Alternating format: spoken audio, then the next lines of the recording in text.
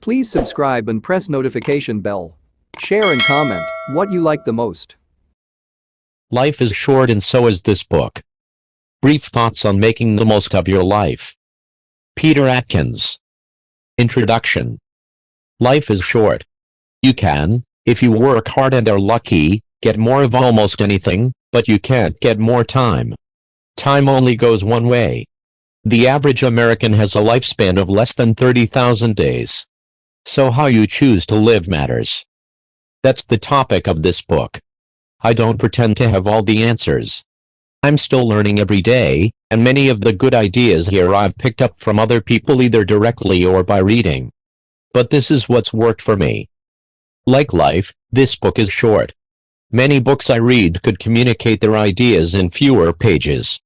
So I've tried to be brief in line with the wise person who noted, if I'd had more time I would have written a shorter letter.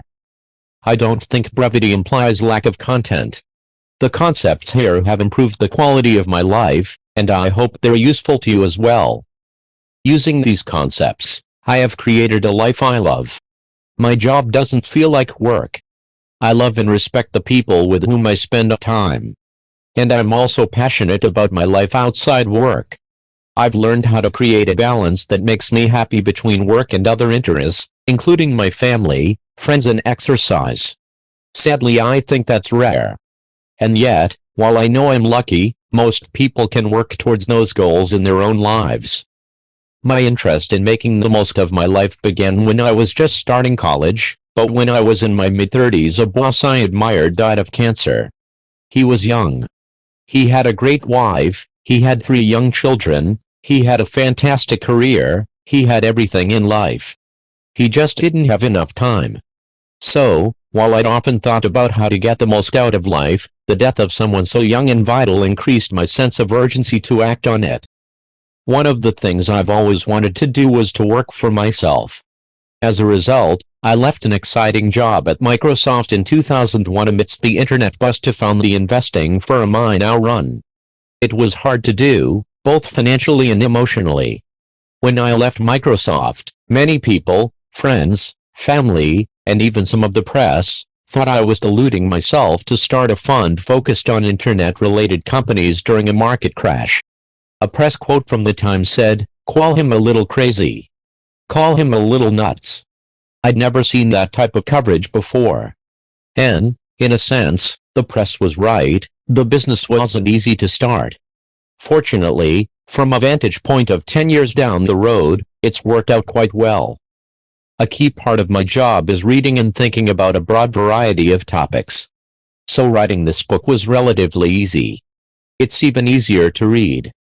But, like many things in life, actually executing each day on these concepts is extremely difficult.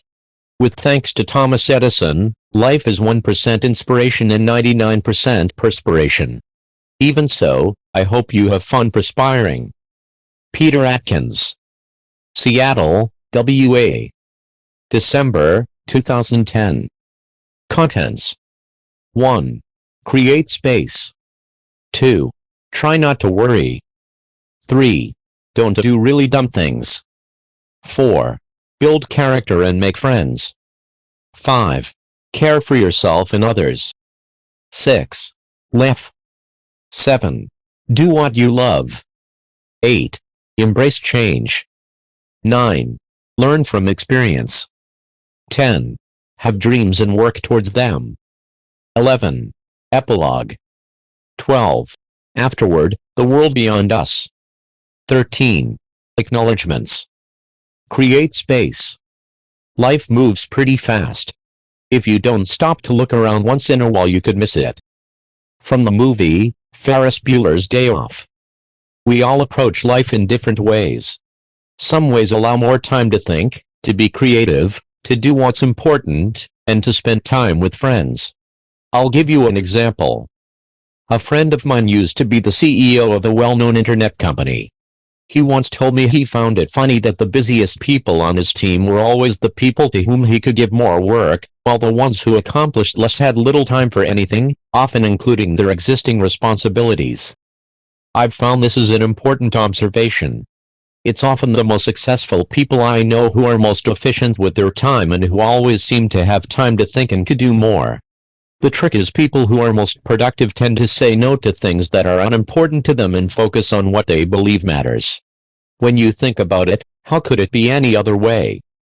Of course, activity by itself doesn't equal accomplishment, and certainly not success. Being busy just means being busy. I know many people who work super hard to fill up the spaces in their lives, so they won't have to think. A wise colleague calls this numbing out. They may accomplish their goals, but they're unlikely to be fulfilled or do truly creative work. I know other people who fill their free time with meaningless activities. They're also busy, but they neither achieve much, nor are they satisfied. In contrast, I once had a smart boss who told me if I wanted to do my best work, I needed to do fewer things, and really focus on what mattered. That was great advice. Many people confuse want to with have to. In other words, just because someone else wants you to do something doesn't mean you have to do it. You can't get more time, so how you spend the time you have is critical. Focusing on what matters means saying no to things that don't matter. Otherwise, your life becomes cluttered with distractions. Technology presents both potential distractions and also great opportunities to use your time better. Technology is a tool. Used properly, it can help you, but, like any other tool, it can be mismanaged. If, for example, you spend most of your day responding to email, or text messages, or checking out your friends on social networks, you won't get much done. A better approach is to decide what you want to do and what is most important. Make lists. Then use technology to assist you, versus allowing it to control you. To execute on this concept requires discipline and practice, but anyone can get better at it, and make real progress if they want to. One way I like to use technology to save time is, where appropriate, to eliminate meetings and use email instead. I should emphasize where appropriate. Email does a terrible job of conveying subtle emotional content, so meetings are more appropriate for team building, for negotiating, for personal conversations, and for any other situation where it's important to look someone in the eye. But for some things, email is better. Mobile devices provide a fantastic way to stay connected and on top of work, wherever you may be. If you have any downtime, you can read books or articles, check email, or browse the web from virtually anywhere. Distractions have increased for reasons beyond new technologies. According to the Bureau of Labor Statistics, about 60% of U.S. families are two-income households, compared with only about one-third in the mid-60s. The statistics are directionally similar in much of the Western world. We're busier and, consequently, are tempted to do lots of things at once. A number of people I know claim to be great multitaskers. The brain, however, doesn't work that way. Instead, it focuses on one activity at a time. If you switch back and forth between multiple tasks, your brain works more slowly than it would if you focused on each activity for a period of time. Albert Einstein said, "It's not that I'm so smart, it's just that I stay with problems longer." Most of us do the opposite, with predictable results. To allow yourself time to think, there are many non-technological tricks to managing information. All of them require you to make choices to focus your energy. I like to set aside blocks of time for specific activities, even to read or chat. That being said, there are combinations of activities which work together and can make you more productive. For example, I frequently ride an indoor bicycle while reading, since the indoor bicycle takes no mental attention, and it allows me to get exercise at the same time. Don't try to do the same thing, though, on an outdoor bike. Another way to free up time, if you have the option, is to live close to work. For many people, the amount of time spent commuting is huge, and it tends to be quite stressful and, frequently, not super productive. There are usually good reasons people want to live far for work. It's often significantly cheaper, and the schools may be better. But, if you think about the value of your time, it might not make sense. You might be able to afford a smaller home closer to your job rather than a bigger one with a long commute. And, if you do that, you might have significantly less stress on a daily basis. In fact, when I lived in Manhattan, frequently the most relaxing part of my day was walking to and from my office. It didn't seem like a sacrifice to have a tiny apartment on the third floor of a building without an elevator.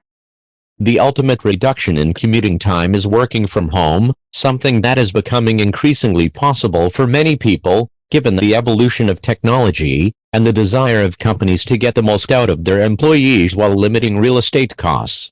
If you have a job which accommodates it, are self-motivated, and have the space and quiet required to work well from home, it can make life considerably more pleasant and can create more discretionary time. A handful of my colleagues work from home. They all love it, none would choose to work in an office again. Making space in your life by using time efficiently also helps nurture creativity. I find it interesting that people who tend to be the most creative have three things in common. They're incredibly well prepared in their fields, they become masters of their domains by practicing for many years, day after day. They spend time deeply focused on solving a key problem or key set of problems, no matter the obstacles. They allow themselves to step away from the problem on which they're focused, so that insights can come to them in activities such as walking, or looking out on a beautiful scene. To get great insights absolutely requires hard work, but it also requires space. This is the case because the human mind is not a linear machine. If you don't put in the required effort, you won't be capable of generating good ideas, you won't understand the subject matter. But if you don't give yourself space from the problems on which you are working, you likely will be so worn down you won't generate creative insights. You need both. In taking walks these days, I try to notice the beauty around me, it helps me think and relax. In fact, I regularly take pictures with my cell phone camera, some are included here, as a reminder to stop and look. It's a simple thing, and my pictures won't win any prizes, but it works. So to make the most of your life, say no to things that don't matter, work hard at what you love, and occasionally take time away from your core focus to rest so that your mind can be quiet for great insights to come. Looking out to the Olympic Mountains, Washington. Try not to worry. If you can't sleep, then get up and do something instead of lying there worrying. It's the worry that gets you, not the lack of sleep. Dale Carnegie. Worrying, I've found, wastes energy and wastes time, it limits what you can accomplish. I try not to obsess on the past, but to learn from it. I try not to worry about the future, but to prepare for it. And while it's difficult sometimes, I try to take pleasure in the moment, even when bad things happen. An inspirational woman I know has cancer, yet she finds the beauty in every day and every moment. I don't know many people who are more positive, or go through life with as much curiosity or energy as she does. The last time I saw her was at a dinner party. She was more engaged than anyone else that evening, constantly asking questions about new technology, and how I thought it would change the world. I also have several friends with multiple sclerosis, and they live more restricted, and more painful, lives than most of us, but each seems excited every time we meet. They're clearly trying to get the most out of their limited time left on Earth. The lesson to me is that you can focus on something going well, or something beautiful, or something interesting, even amidst terrible times. I try to put things into two buckets, one I can do something about and one I can't. The things I can't do anything about, I try to ignore. There's no use, for example, being jealous of other people's success or good luck, it won't make me any happier. Nor is there any upside in worrying about a bad situation in which I find myself. There is, however, a lot to be gained from considering how I can move to a better place. I've also noticed it helps to accept the world as it is, not in the sense that you can't change things, although that is sometimes the case, but in the sense that you need to see reality clearly before you can take effective action. As a professor of mine once said, if you think the table you are sitting at will fly, you have a problem. Accept that luck and bad luck aren't evenly or fairly distributed, and you can't do anything about that. I have many talented friends in the technology industry who've been paid over the years primarily in stock options. Some have made a great deal of money this way, and frequently they were just lucky to have joined a given company at a certain time. They weren't necessarily more talented than others. They didn't work harder or contribute more than people who started later than they did. They frequently didn't even have a strong conviction in advance that they'd make a lot of money, although they knew there was a chance they might. They were, relative to their peers, lucky. There are some things in life you can't change, such as your parents, your height, or the personalities of other adults. For the problems you can impact and you want to alter, think about what you want to accomplish, and try to do that in a pragmatic way. You don't have to change everything overnight. In fact, thinking you can, or should, is likely to lead to failure, or to feeling overwhelmed, and as a result perhaps doing nothing. My experience the last 10 years illustrates this point.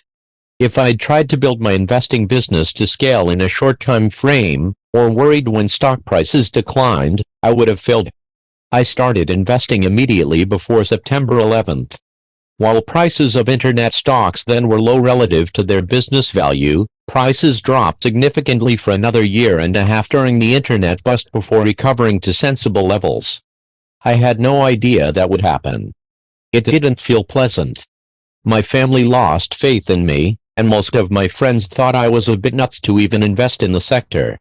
It was only because I stayed focused on understanding the businesses in which I'd invested, and was willing to stick with my convictions over a matter of years, that my ideas worked out well. Over time, other people gained faith in my investing abilities, but it didn't happen overnight. It wasn't easy. And nothing I might have done early on would have changed that. Lastly, when you make mistakes along the way, as I have at many points in my life, accept them as well. I've tried to learn from my mistakes. They're experience, and they're the sort of experience you won't soon forget.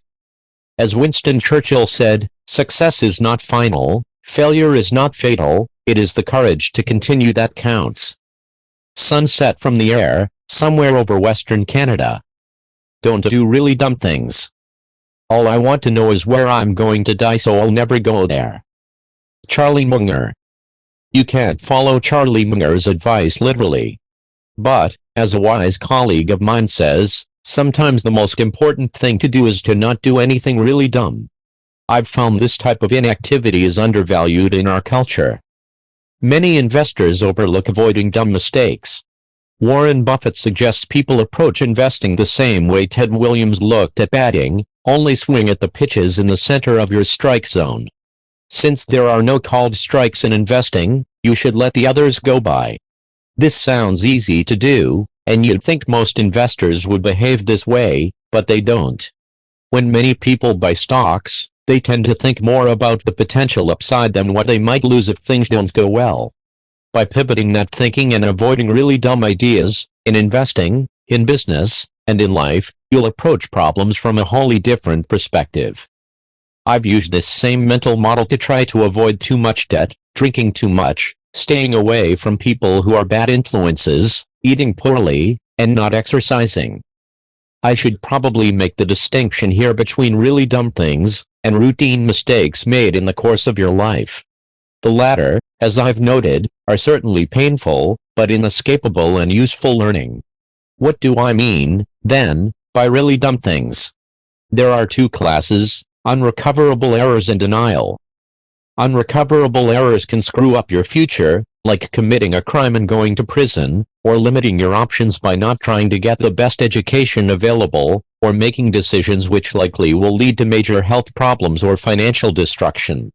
As an extreme example, I know someone who, as a child, accidentally shot his sibling. The sibling never fully recovered and the accidental shooter never overcame his guilt. As a result, his life has been ruined. There are many things that are not nearly as dramatic, but can have a similarly negative long-term impact. What you choose to do each day matters. Habits form when we're young, and solidify before we know it. So forming the right habits early is critical, whether that means eating well, exercising, saving money, or being honest. As a wise investor I know likes to say, people become more so over time. The second class of dumb thing, denial, is common. Most of us ignore reality in some facet of our lives. It's often easier to believe things will somehow solve themselves, whether we want a lousy job to work out, or we are so desperate to hire someone for a much-needed role we sacrifice on quality, or we overlook obvious issues in someone we are dating, and assume they'll get better over time, or we can help fix them. These are all examples of wishful thinking. If you notice serious problems in the early stages of a job, or in the hiring process, they're only likely to become magnified as you get to know the situation, or your new colleague better. Ditto in dating. Small problems early on generally don't just resolve themselves with time. And it's impossible to change other adults' personalities, no matter what you may wish. A well-known joke illustrates the point. The biggest mistake men make when they think about getting married is they assume women won't change. The biggest mistake women make is they assume they can change men. The same warning about wishful thinking is true with exercise and pain. If you start feeling pain while exercising, it's the body's way of telling you to stop. If you battle through it, as many of us do, frequently you'll make the injury worse. So how can you avoid really dumb things? I try to rely on my gut instincts. Whenever I feel that something might have a really bad outcome, I pay attention to that feeling. Feelings aren't always correct. We fear many things we have little reason to be concerned about in the modern world, but feelings can flag problems that may be difficult to articulate. Proceeding when there are obvious issues is a dumb thing to do. Even if it's inconvenient or painful, I've learned, I'm better off doing nothing when the only available choice is glaring issues. Snowshoeing in Whistler, BC. Build character and make friends. Character is like a tree, and reputation like its shadow. The shadow is what we think of it, the tree is the real thing. Abraham Lincoln. Character, I've found, is one of the most important things in life. Reputations can be manipulated in the short term, but people tend to get the reputations they deserve over time. Reputations are your personal brand. They're influential in how well you do in both your professional and personal lives. There are 4 basic principles that have worked well for me. Do what you think is right. Don't follow other people blindly. Be honest and keep your word. Admit your mistakes. If you live your life authentically, keep your word, admit mistakes, and admit what you don't know, you'll find people will trust you more over time, and you'll become wiser too. When I entered college, I thought most people would adopt similar principles, but I've found that a lot of people succumb to peer pressure and other external forces. I've met lots of smart people who work very hard. I've met substantially fewer who are also authentic and have integrity. I try to spend my time with the second group. And, generally, I've found that those people are happy and have more real friends. Inevitably, we take on some of the habits of people with whom we are closest. The people with whom we associate can have a huge impact on the development of our personalities, particularly when we're young. In that light, if you have children, try to be sure their peer groups are healthy ones. Their peers likely will have more influence on the development of your kids' personalities than you will.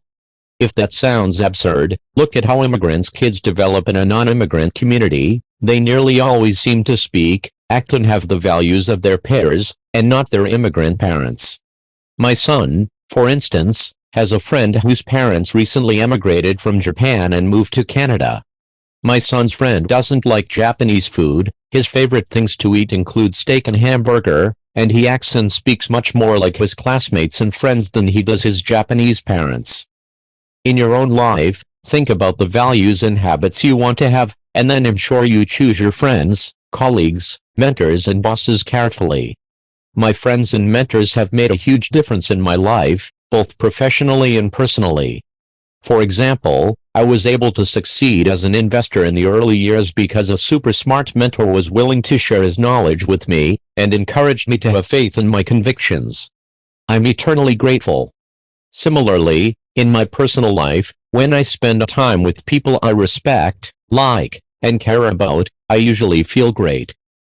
To build trusting friendships, I've learned, it's critical to be true to my passions and express how I feel and what I want. If I weren't open and honest, I wonder what sort of friends I'd have. This matters. Real friends, people you trust, respect, laugh with, and can rely on, are a vitally important part of life. No matter how much wealth or fame you accumulate, if you don't have true friends, it's unlikely you'll be happy. Sadly, I know too many people who have achieved their material goals, but who have no friends. As the expression goes, greed is a hole you can never fill, though there are definitely a lot of people who try. Warren Buffett refers to Rose Blumkin, a woman who escaped the Nazis before immigrating to America and founding Nebraska Furniture Mart, as having the ultimate standard for friendship. Ms. Blumkin apparently said she had a hard time making friends. She would ask herself, if the Nazis were to return, would a particular person hide her? Now that's a super high standard, but you can imagine how much richer and easier your life would be with even a handful of true friends like that. View of Husky Stadium, University of Washington. Care for yourself and others. Lack of activity destroys the good condition of every human being, while movement and methodical physical exercise save it and preserve it. Plato. Our bodies were designed by evolution to thrive on the African savanna. 20,000 years ago, people didn't sit in forests or caves staring at computer screens, talking on telephones, or watching television. We were made to move, and our brains were made to think while in motion. So if you want to feel good, be as productive as possible, live longer, reduce stress, be more creative, and be happier, then you need to exercise regularly. When I was at Microsoft, I used to run for about 8 minutes every morning before heading to the office. That's not nearly enough, and I slowly got out of shape. I now take an hour at lunch to bike, play tennis, run, or even walk. Over the last 10 years, I've lost about 20 pounds and I'm more alert and creative. The extra time invested in exercise has been worth it, even if only measured from a professional standpoint. Our bodies also weren't designed to eat junk food all day. Thousands of years ago, getting calories was tough. We like sweets and fats now because it was tremendous work getting them then, and we never knew when our next meal would come. While our genetic desires for sweet and fatty foods haven't changed, modern Western civilization, with its easy and rapid access to supermarkets, processed, and generally inexpensive, food, has removed the natural barriers that stop us from eating what we want. I've always been a fairly healthy eater, although I love desserts, but one small trick I've adopted is to try to eat dinner early. I've found that just doing that helps keep me at a healthy weight. And, when I eat dinner a bit later, I try to take a walk afterwards.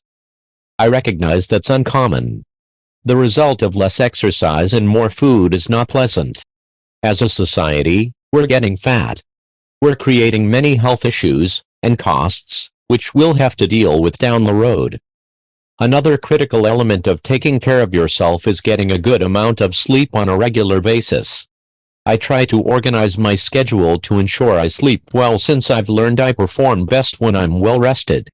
For instance, when I travel to different time zones, I alter my schedule days ahead of time so it's more closely aligned with where I'm going. I've found that earplugs are also wonderful tools for hotel rooms if you don't know it will be quiet. If you can manage to sleep well no matter where you are, you'll find you have more energy and are able to think more clearly. Stay active. People are like sharks. If we don't move constantly, we'll die. This is true both literally and metaphorically. For example, there's some evidence suggesting that older people who keep their minds active have a much lower chance of getting Alzheimer's disease. People who retire and mostly eat and lie on the couch aren't likely to live very long or be very happy.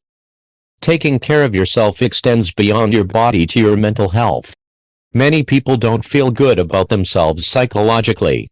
This may start in childhood when their parents may not give them enough care and attention, so they don't feel lovable, or they may get too much, too easily from their parents, so they end up feeling undeserving. Or their parents may be overly critical, nothing is ever good enough, so they end up constantly trying to please other people, or feeling inadequate, or both. Regardless, it's important as an adult, no matter what type of parents you had, that you take responsibility for your life. It's only by loving, celebrating, and appreciating what makes you unique that you can fully enjoy your life and truly love others. If you don't love yourself, the results aren't pleasant.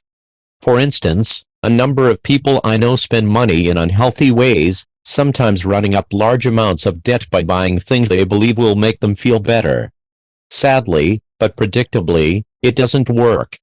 The pleasant feeling of owning something new soon fades, and then they're on to buying the next thing. The debt potentially incurred by this sort of activity not only causes financial difficulties, but may also lead to health issues. Given the increase in two-income families over the last 30 years, you might think that people would be better off. That's not the case. People in the US, and much of the Western world, tend to spend more of what they earn than they did a generation ago. They may do this to keep up with their friends, or what they think is expected of them in our society, but that's not a treadmill you want to be on. People also compensate for not feeling good about themselves by overeating, drinking too much, overworking, and becoming reliant on constant or unhealthy sex to numb their pain. All of these are addictions. Taking care of yourself means finding a balance that works for you, then having the discipline to maintain that balance. If you want help, there are many people, including some good therapists, who can be a great resource to discuss issues that are important to you.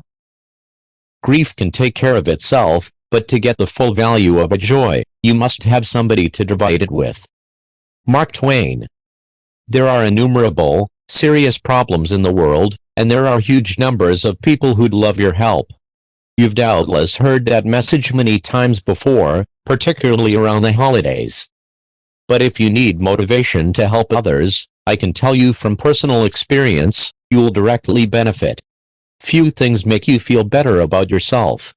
I get great joy out of helping at my kids' school, from helping friends with their business problems, and from doing a good job investing. If I do my job well, my friends and clients will be able to send their kids to college, to retire without financial worries, and to do things that are important to them. You don't need to look far to help other people.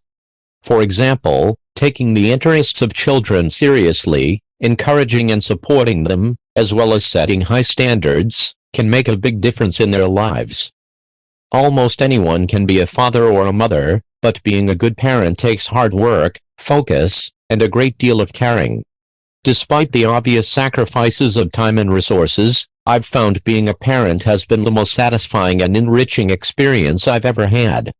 Most parents I know would say similar things.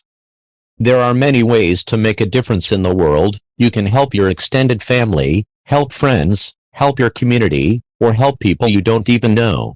You can help one-on-one, or in small groups, or, if you have the ability or resources, on a larger scale. So long as it works for you, it doesn't matter. When you're in your 80s, and looking back on your life, I have little doubt you'll feel better if you have chosen to give something back. Our time on earth is limited, but you can extend your influence by helping those who will outlive you. Bois de Boulogne, Paris. Laugh. With the fearful strain that is on me night and day, if I did not laugh I should die. Abraham Lincoln. While your life will hopefully end better than Lincoln's, it won't always go your way, guaranteed. Within the constraints of your genetic wiring, it's up to you how you deal with that. You may not have the parents or the siblings you'd have chosen. You may not look the way you'd have picked. The people you love may not always love you back. You may not live where you'd like. You may not have the job you want, or get the promotion you believe you deserve. If you get married, it may not work out the way you thought it would. If you have children, they won't always do what you'd like, and they may disappoint you sometimes. I've found you can choose to let all the things that go wrong in life depress you. Or, you can accept that things will go wrong, try to laugh, and then look at what you can do. There's a Japanese proverb that gets right to the point: we are fools whether we dance or not, so we might as well dance. I remember an important business meeting I had about 15 years ago at Microsoft. It was clear that the problem we faced was unpleasant, and wasn't going away. After a few minutes of intense discussion, the most senior person in the room laughed, and said, "I guess we're screwed." It shocked me, but that frankness and dry humor immediately stopped the discussion, and we moved on to discussing things we could impact.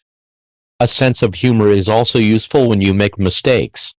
I still remember an experience I had during college when I worked as an intern for the McNeil-Lehrer Report, a PBS television news show. One of my duties was to greet guests at the door. One day I went downstairs to meet Thomas Keene, then governor of New Jersey. As I got to the guard desk in the lobby, a man walked up and told the guard his name was Tom Keene, and that he was there to go to the McNeil-Lehrer report. I introduced myself, and proceeded to take him to the green room to be made up. He kept telling me to stop calling him governor and call him Tom. He also said he wanted to go upstairs to meet a reporter. I told him we didn't have much time, so he could call the reporter from the green room. When we got there, seated in the make-up chair, he called the reporter and said, "Would you please tell this guy that I'm your boyfriend, Tom Keene, and not the governor of New Jersey?" I was embarrassed, immediately apologized, and ran back to the lobby to meet Governor Thomas Keene of New Jersey, who stood flanked by two huge state troopers. I remember laughing at myself as I told Governor Keene the story on the elevator back up to the green room. It's sobering to note that whether you're able to laugh when things go badly may be an inborn trait. A famous study was done using two groups of people, paraplegics and lottery winners. The study looked at these two groups' happiness before their life-changing events, immediately following them, and then also a bit later. The immediate effect was predictable. People who became paraplegics got depressed, and people who won the lottery were elated. But after a relatively short period of time, both groups returned to their original levels of happiness. Paraplegics who'd been happy before their injuries became happy paraplegics. Lottery winners who'd been unhappy and bitter before their windfalls became unhappy, bitter lottery winners. I know several personal stories, including friends who lost a child in a terrible accident, the most horrible thing I can imagine, that illustrate the same principle. Some people can laugh even amidst terrible times. The payoff is the physical act of laughing actually improves your mood. Assuming your basic life needs are being met, you can choose to be happy if you want, even when you make mistakes, or are in the middle of some pretty awful circumstances. If, however, you're the sort of person who chooses to be unhappy, or filled with anxiety, chances are you'll probably succeed with that as well.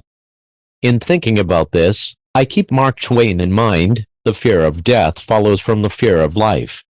A man who lives fully is prepared to die at any time.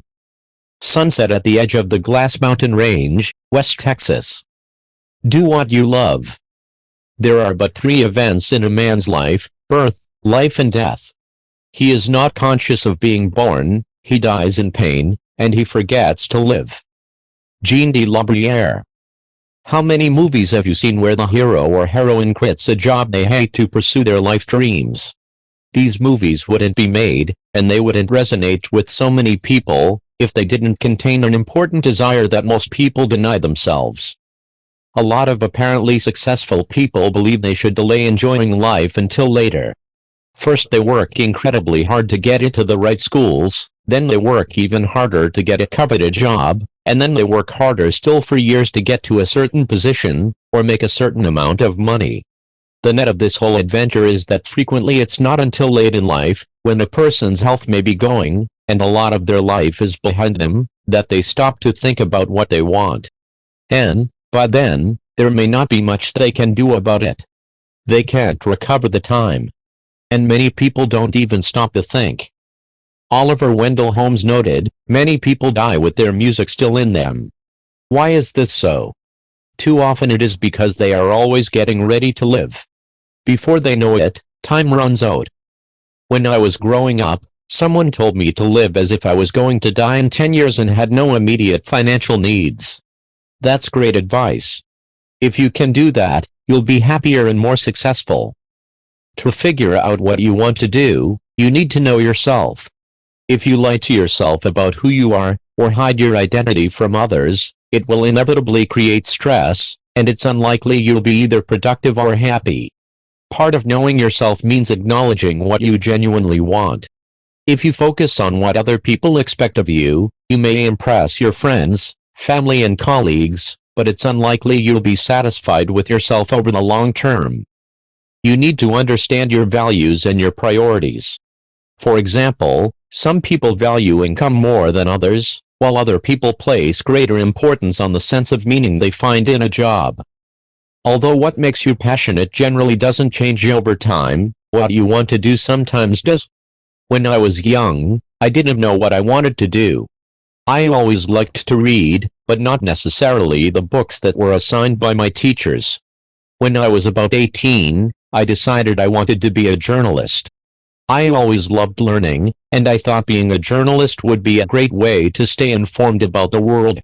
After working as a journalist in college, I found I liked many aspects of the job, but I didn't think it was the perfect fit for me. I tried other careers through my 20s and 30s, searching for something that felt right. I started a small business, which eventually folded for lack of funding. I went back to business school. Then I worked for two big corporations, in two very different industries, Time Incorporated and Microsoft. I succeeded at some jobs, and I failed in aspects of others. I enjoyed a few jobs a great deal, and was lucky to make some lifelong friends along the way. It wasn't until I was in my late 30s, when I started to work for myself investing, that I finally found a career which drew on all of my natural curiosity, had few aspects to it that I didn't enjoy, and basically didn't feel like work. Fortunately, everything I'd done earlier in my career wasn't wasted. In fact, many of the experiences I'd had, and particularly my failures, became useful learning. While it's obviously better to start doing what you love early in life, many people don't. Tom Clancy, the author of numerous exciting and commercially successful books, including The Hunt for Red October, became a writer when he was in his 30s, after a career in the insurance business. John Grisham, the author of many great legal stories, was an attorney and a local politician before his first book, A Time to Kill, was published when he was about 33. Ronald Reagan wasn't elected to public office until he was 55. Earlier in life he'd been an actor and a union official. And, though few have heard of Alfred Wallace, merchant and fisherman, art lovers know that Alfred Wallace the painter emerged in his late 60s, after his wife died. So it's quite possible to reinvent your career even late in life. All of these people successfully evolved their careers toward doing something they loved. But why is that important? There are three primary reasons. We spend huge amounts of our lives working. If you work from the time you're 20 until you're 65, 5 days a week, and a great many of us work far more than that, then you will work for at least half your adult life. We also live in a super competitive world. It's likely the only way you'll stand out at what you do is if you work very hard for long periods of time. It's said that to become an expert in a given activity requires about 10,000 hours of practice. At 40 hours a week, doing nothing else, which is extremely unlikely, it takes 5 years of solid work to master a subject. And I found the only way people have the stamina to outwork others, year after year, is when they love what they do. Sadly, most people don't have jobs they truly love. Instead, they often work at unsatisfying jobs, sometimes because they have no choice, but sometimes to impress others. But through window offices, fancy titles, awards, and more stuff don't bring happiness. Some people never get this. I was recently chatting with a guy I met who'd been quite successful. I said I'd been in New York on 9/11, and had heard through a friend he was supposed to have been at the top of the World Trade Center that day, but that he'd fortunately canceled last minute. He corrected me. Actually, I was supposed to be the keynote speaker at an important event at the World Trade Center on 9/11. I was stunned. He'd almost died in a spectacular catastrophe that impacted millions of people, and yet, years later, in telling the story, he tried to impress me with the status of his job. I told him I thought he was just lucky to be alive. There's a lesson here. For people who have a choice between jobs, there are frequently two broad options. Option 1 is doing what you love every day, but not earning as much money as you might otherwise, and/or not having as much prestige in the eyes of your acquaintances. Option 2 is doing a job you hate or find boring, but either the job itself, or the money you can make from the job, impresses other folks. To me, the choice is clear. What I find a bit shocking is that many people choose option 2, and stick with it over the course of their careers. Many other people enter fields they love, but over time forget what they love about their work and prioritize the external recognition they receive from it. While there is nothing wrong with being well paid, and we all love to receive praise for good work, prioritizing external rewards over the work itself is a failing strategy. It's just anecdotal data, but everyone I know who works primarily to impress other people is unhappy or unfulfilled, regardless of how externally successful they may seem. Almost everyone I know well who works passionately at a job for its own sake is happy, and most have been successful. So the question is, how do you determine what you passionately want to do? I'll share my own experience. Before I left Microsoft, I took out a piece of paper and listed those moments in my life I loved most. I tried to identify patterns. With that information, and a bit of research about various career options, I picked something which I thought would allow me to do what made me most happy. I also paid close attention, using the same method, to things I didn't like to do, and worked hard to eliminate those things from my life. You can use this system at any point in your career, but you may have to serve as an apprentice for several years early on doing less than fun things in order to learn the ropes. That's just part of the journey, assuming you work with people you respect. I developed a litmus test for job satisfaction that might resonate with you. When I was in a job I hated, I noticed on Sunday nights, or returning from vacations, I actually felt sick. Today, because my work and personal life are highly integrated, I work over the weekends, but I feel just as excited Sunday night as I do on Friday afternoon. Ideally, you want a job you do even if you weren't paid to do it. That's not an economic reality for most of us, but it's the right goal to shoot for. If you can get paid to do what you perceive as play, you have a great job. Finally, focus on your present situation and your future goals. People like to strive to achieve something new. If you are a mountain climber, as a good friend of mine is, you always look for the next peak.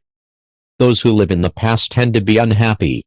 No matter how significant your past accomplishments may be, they won't keep you satisfied. A former classmate's greatest days were at school nearly 30 years ago. He went to a wonderful and prestigious school, and was a bit of a star there. These days, he tries to attend as many reunions as he can. But you can't live life backwards, and he's unfulfilled in his current life. Freud said, love and work are the cornerstones of our humanness. While it may sound simple, if you have close friendships and love your work, the odds are quite high that you'll be happy most of the time. Paris, France. Embrace change. It is not necessary to change. Survival is not mandatory. W. Edwards Deming. Change will happen whether you like it or not. In fact, given technology's evolution and globalization, there's little doubt that the rate of change is accelerating. This can be disconcerting. We tend to hate change. We prefer to know what will happen. However, if you fight change you'll usually lose, and you'll get worn down fighting it. I recall meeting with some folks in the newspaper and Yellow Pages industries in the mid-90s. I told them the internet would reshape their world, but they were making good money on their print business, and had been doing that for many years. In fact, most of them had monopolies where they could pretty much charge whatever they wanted. So, overall, they basically ignored the internet. They did little things here and there, but nothing fundamental. It didn't impact their near-term earnings. 5 years later, nothing had happened to those businesses. After 10 years, the internet started encroaching on their profits. And then, very quickly, the internet tidal wave decimated them. To be clear, a small number of these companies may still adapt and survive, but had they viewed what was happening in the world with open eyes and started making meaningful changes to their businesses in the mid-90s, I bet a lot of money some of them would be in a dramatically different place today. This pattern of ignoring change is not new. Alexander Graham Bell said, when one door closes, another door opens, but we so often look so long and so regretfully upon the closed door, that we do not see the ones which open for us. The same is true in personal relationships. If you fight change, it simply won't work. People fall out of love, they age, their needs and desires change. If you embrace inevitable change, you'll be ahead of the pack. If a relationship isn't working, don't just give up. But if you have tried hard to fix it over time and can't do anything about it, then it's important to recognize you may need to make a change in your life. The lesson I've learned is this: since change is inevitable, the key is learning how to manage it. If you deal with issues immediately and don't let them fester, they won't become bigger and, ultimately, unmanageable. Problems are much easier to deal with when they're still small than if you've let them grow over time. At some points in your life, you may try to drive change. In those instances, I've found patience is a huge virtue. Change comes slowly. It's a hard thing to accept, and people may resist it actively or passively. In fact, in some fields, such as internet adoption, change often doesn't come until people leave their jobs and are replaced by a new generation. This principle holds true well beyond the technology sector. Upper West Side of Manhattan and the Jacqueline Kennedy Onassis Reservoir. Learn from experience. The definition of insanity is doing the same thing over and over again and expecting different results. Albert Einstein. While I've met many people who focus on being smart and working hard, I know few people who regularly focus on learning from their own experience and the experience of others. I've noticed that if you are one of those few who try to learn every day, it makes a huge difference over long periods of time. Many people act like the guy in the story who went to the movies with his friend. The guy says to his friend, "I bet the cowboy falls off his horse at the end of the movie and dies." His friend takes the bet. The cowboy indeed falls off his horse and dies. The guy says to his friend, "I don't understand why you bet me.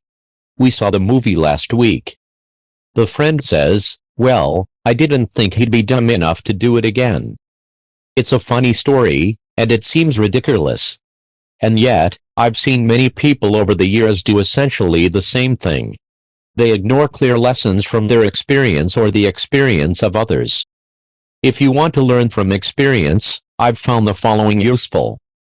Be curious. Kids naturally are curious and they are able to learn and progress at very rapid rates. I've tried to maintain my natural curiosity as I've gotten older and I've found my life is more interesting as a result. Read widely. There's so much wisdom written down and it's easier, not to mention less painful, to learn from others' mistakes. No one domain or field has a lock-on wisdom. I've been astonished how much you can learn if you read widely across a variety of fields. I read as much as I can. Find mentors. If you can identify people who have more experience than you and who excel at what they do, it's incredible to have the opportunity to learn from them. People love to teach others. If you're highly motivated, and don't ask for anything other than wisdom, you can learn a great deal. Mentors have made a big difference in my life. Observe. A good friend of mine says people have 2 eyes, 2 ears, and only 1 mouth for a reason. There's certainly a lot to be gained from watching and listening. When I travel, I love listening to people who have different life experiences than I have. I learn so much from them. Data and patterns matter a great deal. There's much to be learned from analyzing the world. In investing, and in life more broadly, I've found it's important to understand things in terms of systems with various inputs and layers of potential effects. I loved statistics in school and I've found that it, along with psychology, may be the most undertaught academic subject, with the greatest potential gain to society from more people understanding it. That being said, not everything that's important can be counted, and not everything that can be counted counts. As Mark Twain is alleged to have said, history does not repeat itself, but it does rhyme. In other words, just because something happened once doesn't necessarily mean it will happen again in the same way. Otherwise, historians would be among the wealthiest people on earth. So to understand the world, you need to pay attention to more than simply memorizing a series of events, or existing patterns. Judgment and wisdom matter a great deal. And both require experience and, really, failure. Unfortunately, few of us learn much from our successes. Even if you make wise decisions throughout your life, you'll inevitably make mistakes. In part, this is because life is not like a math problem with one perfect solution. A lot of decisions are inherently probabilistic, and the best you can do much of the time is make a decision that's likely to turn out in your favor. In fact, the harder and more innovative things you try to accomplish, the more likely you are to fail. That's just the reality. So when decisions, ideas, or new projects don't work out, try to learn and be open-minded. Also, see whether you can sort out whether the idea was flawed, or whether it was solid but the outcome suffered from bad luck. It's tempting to ascribe things to poor luck that were the result of your dumb decisions. The opposite is also true. Sometimes you can get wonderful outcomes from terrible decisions. Although it's incredibly hard to do, it's also useful to see if you can identify mistakes you've made even when things work out as well as, or better than, you expect. To learn from your experience and the experience of others, it's important to try to be dispassionate in looking at the world and analyzing it. You need to be willing to try things you think make sense, and then to admit your mistakes, to throw away your beloved theories, and to learn from other people. This process requires a degree of humility that's frequently lacking in the world, particularly among people who have been successful. As the 19th century humorist Josh Billings noted, "It ain't what we don't know that gives us trouble, it's what we know that just ain't so." Lake Washington, looking back towards Seattle. Have dreams and work towards them. I'm a great believer in luck, and I find the harder I work, the more I have of it. Thomas Jefferson. Success in my experience requires the following elements. A clear, stretch goal. If the goal is too easy, it won't feel like an achievement. If it's unrealistic, you'll never do the work. Love for what you're doing.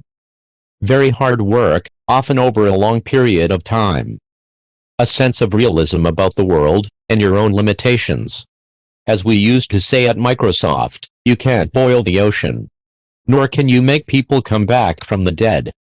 Flexibility and perseverance. You'll need to adapt to the curveballs life will throw at you. And, often, a bit of luck. People don't tend to achieve things in great leaps forward. Rather, we progress one step at a time, usually with small insights here or there. Whether you're a scientist who builds on the great work of others, or a writer whose work springs from the wisdom of writers before you, or an internet entrepreneur whose innovations succeed only because of a certain infrastructure, all of this is possible only because of small progressions from a massive foundation of wisdom and experience stretching into the distant past. We're all standing, as Isaac Newton noted, on the shoulders of giants. Similarly, to make changes in your life, focus on taking small steps in the right direction. Whether you want to change your health, your job, or your relationship, you can't do it overnight. And you can't become great at anything without a lot of repeated practice. Be sure you're comfortable with taking small steps, then build on them. The initial change will be small, and in the near term the difference may be imperceptible, but as time goes on you'll end up in a totally different place than where you started. Having run a marathon many years ago, slowly, I think long-distance running is an excellent way to think about big, challenging goals. If you're out of shape and try to run a marathon immediately, you'll not only fail, but you'll probably seriously injure yourself. If, however, you take small steps, if you slowly start walking, then running short distances, then building to greater distances, over time, it's likely you'll find you can run a marathon. The same method works for just about anything in life. Faced with a big challenge, you might get overwhelmed, or panic. You might even be afraid of succeeding. As a result, you might not even try. But you can overcome these mental traps by taking small steps and practicing regularly. It also helps to imagine your success. The mind is an amazing thing. If you focus your brain on success and you practice seriously, you'll slowly build the deep confidence you need to persevere in life. You'll be ready for the obstacles the world throws at you, or at least you'll expect to encounter them. And, rather than panicking or freezing next time you face a challenge, you'll continue to work toward your goals. Over many years, this type of approach tends to build lasting progress and, ultimately, success. You need to set the bar high enough that achieving your goals will mean something to you in the long term. And you should ensure that your goals are at least broadly realistic. But you also should try to get on a train going in the right direction. The internet provides some great examples of the benefits of having the wind at your back. If you want to be a journalist, you're likely to be far more successful over the next 20 years if you focus on new media versus trying to become a print specialist. You're also likely to do better designing graphics for the web than you would for magazines, and you're likely to be more successful selling ads for internet properties and mobile applications than you would for newspapers and TV. The skills and interest required to succeed in these endeavors are similar, but if the field you enter is growing, your odds of success will be higher.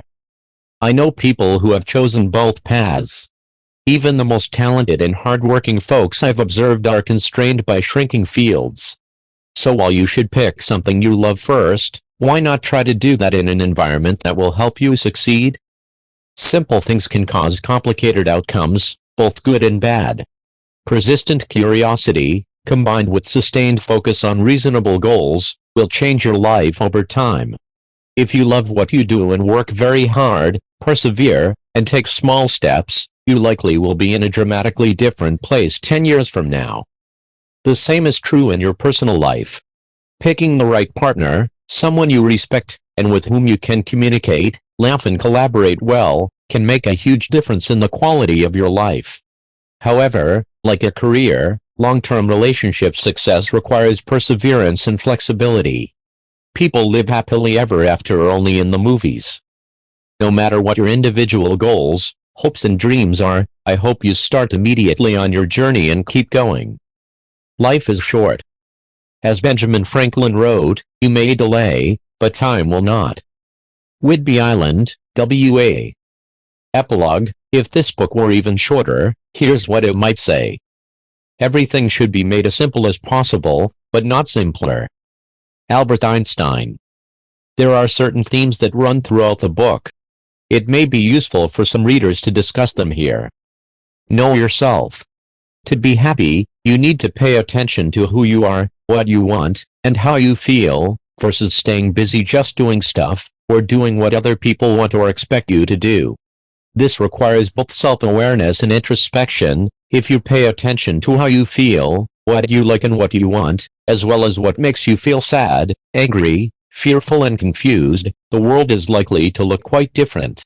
Many people are afraid of being introspective because they feel vulnerable. But without a willingness to open up, you won't understand yourself and you can't ultimately be truly happy.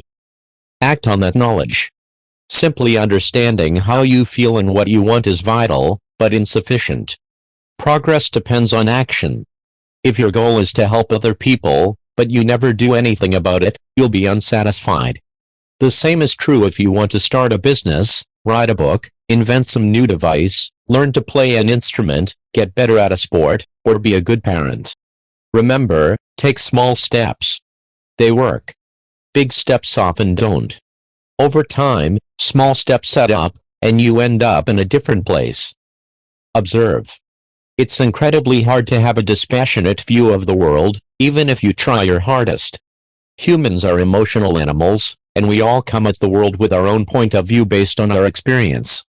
It's impossible in many ways to get outside that frame of reference, although with diverse experience, a lot of reading, honest self-reflection on your failures, and some thinking, it's possible to stretch our perspective. Data and patterns matter, and you should pay close attention to them. But they're not enough to deeply understand the world, since history doesn't repeat itself exactly. Judgment and wisdom matter a great deal. To acquire them, and to be creative, it's important to slow down enough at times to notice what is going on around you. Focus. Focus is important because time is limited and you can't do everything, let alone do everything well. Persevere. Life doesn't come easily most of the time to most of us. Even if you have no major issues in your life, eventually you will. The way to succeed amidst obstacles is to not give up. Perseverance matters. I don't know anyone who has succeeded over time in any field or significant endeavor without it. Manage change. Change happens whether you like it or not, both in our personal lives and in our world more broadly. With technology and globalization, the rate of change in society is accelerating. being able to accept and manage change is an essential skill. Make friends. Without true friends, most of us wouldn't enjoy our lives. To be happy, it's vitally important to be connected to other human beings whom you care about and who, in turn, care about you. Care. If you don't take good care of yourself physically and psychologically, you won't be able to enjoy your life. And if you don't care about others, you at least will be missing one of the great joys of being alive. Judgment matters. This is not a recipe book. Many of these ideas conflict with others. For example, you can't both create space to let your mind wander and intensely focus at the same time. You need to use your judgment to figure out what's right for you at a given time in your life. Laugh. We're all going to be dead anyway someday. So while you should try your hardest to make the most of your life, when something funny happens, when you make a mistake, or even, and perhaps especially, when bad things happen, it's easier if you can laugh about yourself and the world. Hiking near Geneva, Switzerland. Afterward, the world beyond us. Money is better than poverty, if only for financial reasons. Woody Allen. This is a book about how to get the most out of life. But I don't want you to think I'm some sort of wild-eyed optimist who only sees the positive in the world. We all have problems. People get sick. We die. We get rejected from schools and we lose jobs. We fail at things we try to do. People disappoint us. Relationships and marriages fall apart. Some of us have financial troubles which can spread into other areas of our lives. And, on extremely rare occasions, which are far less likely to happen to you than you'd think reading the news, we're impacted by random acts of violence and terrorism. None of these things are fun, many are painful, and some can be debilitating. Still, if you're reading this, it's likely you are lucky. There aren't many statistics in this book, but it might be useful to put the world into a bit of context. At least 80% of the world's population lives on less than $10 per day, or less than $3,650 per year. I don't know about you, but I could not imagine doing that. About 1 in 4 people in the world lack electricity, and 1 in 6 people in the world don't have access to clean drinking water, nor can they read, or write, or sign their names. By way of contrast, I don't even think about getting water out of the tap or taking a shower. Most of the world is not focused on a second car, or what certain Hollywood actors did in their personal lives. They would be grateful for a good meal. Life is imperfect everywhere. There are real problems in the developed world, many of which you can read about regularly in the press. The combination of record high levels of unemployment and government debt is a massive problem for citizens and governments from the US, to the EU to Japan. If you don't have a job, and you both want and are able to work, life is hard. Environmental challenges are also growing as more of the world becomes industrialized. The US is not leading in addressing this challenge today, but what happens in places like China and India, with their nearly 2.5 billion people between them, may matter a lot more. Weapons of mass destruction could, in the hands of fanatics, severely impair civilized life on Earth. The odds of an event happening are quite low, but the consequences of such an event could be catastrophic.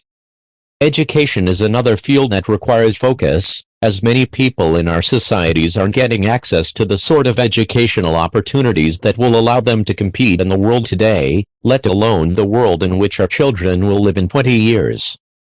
The income gap between the stars of the global, technology-driven economy and average workers is growing in a way which could lead to societal instability over time. Solving or even adequately addressing these issues is not easy. Solutions in a few areas may be unclear, and in other areas the solutions are apparent, but they require pragmatic actions that will cause short-term sacrifice. Moreover, most families have 2 parents working outside the home in increasingly challenging jobs, with the result that many people have more demands on their time than ever before.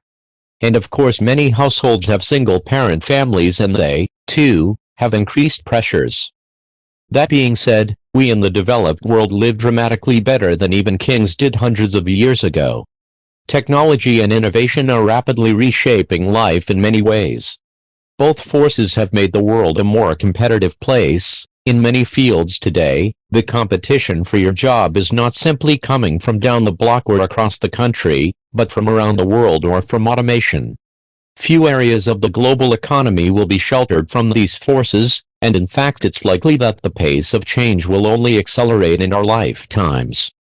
There are risks to new technologies, including a potential loss of privacy and various forms of abuse and fraud. However, the same forces are also making our lives more efficient, more personal and, frequently, easier in many ways than they were even 20 years ago. Job opportunities now exist in the US, in Europe and in places like Asia for people who have never had them. The rate of innovation is rising everywhere, and inventions developed in other places will help us all live better too. In addition, global markets are now larger for both individuals with world-class talent and US and Western-based corporations. On a more personal level, it's much easier to buy things efficiently, to learn, to rapidly find answers to questions you may have, to stay informed, entertained, and stay in touch with your friends, no matter where they may live. There's promise on the horizon of major advances in understanding the human brain and genetics which would significantly improve the quality of life for people everywhere. And it seems likely in our lifetimes that we will develop more efficient, greener energy sources which will help power our civilization for many years. Importantly, we are free in much of the developed world, something which has not been true for most of recorded history for most people.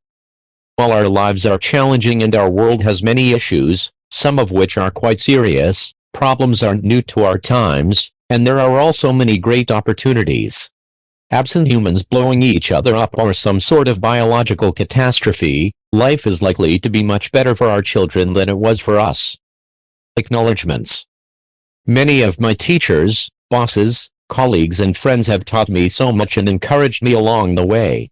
I deeply appreciate it. I'm lucky. I was born in the US to a family that valued education and I was equipped with the genetic material to do well in an information-intensive world. I came of age in the time of the internet. I've been surrounded throughout my life by smart and wise people who frequently have given me meaningful amounts of their time, and from whom I've learned a great deal. I've had multiple second chances, something possible in the US, but less so in other parts of the world. Had any of those things not been true, I wouldn't be in a position to have the time to learn, to think and to write. I've had some great mentors. In particular, I would like to thank my friend, Bob Goldfarb, for encouraging me to become a full-time investor amidst the internet bust and for his tremendous help and support since then. I would also like to thank my friend, Greg Alexander, from whom I've learned a great deal, and who has served as an informal partner for vigorous discussion and debate on a wide variety of topics. James Pan helped me understand the joys of running a small investing partnership and has been a source of inspiration and wisdom as well. I'm grateful to various friends and colleagues, including April Roseman, Rebecca Rubin, Catherine Roche and Steve Moore, for encouraging me to write a book. It wasn't easy, but it was fun. My friends Lily Stewart and Jamie Montbergelt had unusually good insights and helpful suggestions. They're smart people, who work unbelievably hard and accomplish amazing things, and still take the time to care about their friends. I appreciate it. Eric Perret, who is a first-rate writer, did a masterful job in helping me edit the book. I'm sure the book is not up to Eric's standards, but that's my fault, not his. Julie Douglas, who is talented in ways I will never be, did the beautiful cover art. Julie always does unbelievable work. Paige Prale, who has a great book in her someday, was instrumental in helping me think about marketing possibilities and in giving me good editorial feedback on the book itself. Dean King, an accomplished professional writer, whose books I've greatly enjoyed over the years, provided an interesting perspective on both writing and publishing. My brother, John Atkins, who is a wonderful writer, a former editor and an experienced and talented business person, offered cogent and direct advice, as he always does. My former boss and friend, Matt Kirsch, applied his incredible energy, creativity and great sense of humor to all of his suggestions. And I'm indebted to the many friends, colleagues and family who took the time to read drafts, and or encouraged me, and, in many cases, asked good questions and offered comprehensive, insightful feedback and interesting ideas. Gabi, Steve A., Sandy A., Heidi, Lily A., Sam A., April, David, Jamie, Mike, Paya, Sean, Tom, Nina, Brent, Alex, Jane, Evan, Harrison, Marilyn, Flo and Joanne. If I've forgotten anyone, and I may have, I want to thank you as well. Any errors that you find are mine. I also want to make one broader acknowledgement. Sadly, many people in the world aren't in the position to be able to act on the advice in this book. You need to have water, food, shelter, and safety before anything I say here matters. I'm sensitive to these issues and I know I'm lucky not to be impacted by them. About the author. Peter Atkins is the managing director of Permian Partners, an investment fund he founded in 2001 amidst the internet bust. Permian approaches buying stock the same way it would evaluate the purchase of an entire business. Prior to Permian, Peter was a general manager at Microsoft, where over the course of 6 years he helped to start, manage and, later, invest in various early consumer internet businesses, including Sidewalk.com. Earlier in his career, Peter worked at Time Incorporated in New York City. Peter has a BA degree from Skidmore College, an MBA degree from Cornell University and did graduate work at Harvard University. Please subscribe and press notification bell. Share and comment what you like the most. Thank you for watching. Don't forget to check description. You can find their valuable information.